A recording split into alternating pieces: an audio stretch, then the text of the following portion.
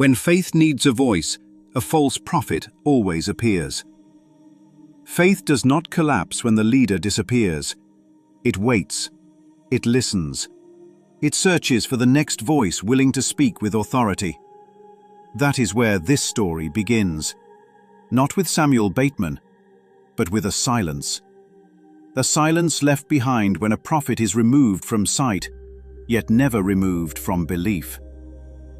Warren Jeffs was in prison, but the structure he built was still alive. The throne was empty, but the idea of the throne remained untouched. And that idea is what made everything that followed inevitable. Because once people are taught that truth must come through a man, they do not become free when that man disappears. They become available. Available to the next voice that sounds certain enough. Available to the next man willing to step into the gap and say, "I speak for God." The community in Short Creek was described in a way that explains everything. Vulnerable, hungry, not just for food or stability, but for direction, for identity, for meaning handed down rather than discovered within. That hunger is not weakness. It is conditioning. It is the result of years of being told that salvation is external, that obedience is the path, that questioning is danger. Once that framework is accepted, the mind no longer asks, "Is this true?" It asks, "Is this who I must follow?" And in that shift, everything changes. Samuel Bateman did not arrive as a king. He arrived as a man most people overlooked. Financially unstable, socially unimpressive, a background figure in a system built on hierarchy. That is precisely why he was so dangerous. Because power in environments like this does not come from strength. It comes from alignment. He did not need to invent a new belief system. He only needed to step into one that was already waiting for a replacement voice. All he had to do was reposition himself within the frame. The prophet is gone. The voice remains. And now, that voice is me. That is the entire pivot. No new doctrine, no radical innovation. Just the quiet transfer of authority from one man to another. And once that transfer is accepted, everything downstream begins to reorganize itself around it. Marriage, status, belonging, access to heaven itself. What makes the first episode so unsettling is not just what happens. It is how quickly it starts to make sense to those inside it. Young women begin to describe their position not as submission, but as blessing. Not as loss, but as purpose.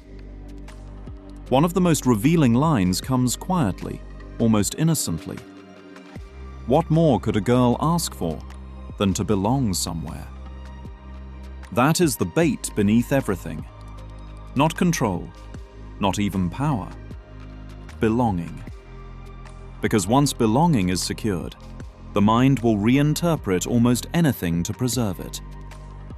Pain becomes sacrifice. Confusion becomes faith. Silence becomes obedience. And violation can be reframed as divine instruction. That is the point where the system no longer needs force. It has internal compliance. The most disturbing shift in this episode is not when Sam gains influence. It is when he gains interpretation. When he begins to define what experiences mean, what suffering means, what obedience means, even what discomfort means. If a feeling of fear arises, it can be labeled doubt. If doubt arises, it can be labeled weakness. If weakness arises, it can be corrected through deeper submission. Now the system is self-sealing. Reality no longer needs to be hidden. It only needs to be explained differently. This is where the story tightens, because at some point, Sam stops merely leading and starts performing leadership. He wants to be filmed. He wants his actions documented. He wants his presence captured and replayed. This is not vanity alone. This is reinforcement. Because once something is seen, it feels real. Once it is recorded, it feels significant. The camera becomes a silent witness that validates the role he is stepping into. And the more he is seen as a prophet, the more believable it becomes that he is one. But every constructed reality has a weak point, a moment where performance drops and something unfiltered slips through. In this story, that moment is not loud. It does not arrive with chaos or confrontation. It arrives quietly. A car. A small, enclosed space. 3 girls in the back seat. A conversation that is not meant to be recorded. And a man speaking plainly about what he has done, as if it requires no defense at all. That is where the illusion fractures. Not because something new is revealed, but because the frame is no longer protecting it.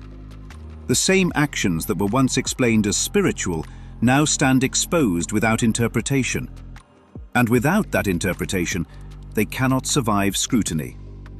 That is the turning point of the episode. Not the presence of evil, but the collapse of the language that made it appear righteous. Because the false prophet does not rely on secrecy alone, he relies on meaning. He relies on the ability to take what is happening and rename it until it no longer triggers resistance. Once that ability is gone, the structure begins to crack. What this episode ultimately reveals is not just the rise of one man. It reveals the conditions that made his rise possible. A system where identity is external, where authority is absolute, where belonging is tied to obedience. In that environment, a false prophet is not an exception. He is a certainty.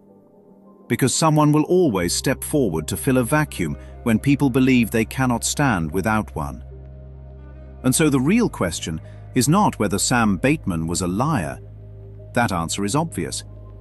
The deeper question is why a community was prepared to believe him. Why the need for a voice was so strong that it overrode the quiet awareness that something was wrong.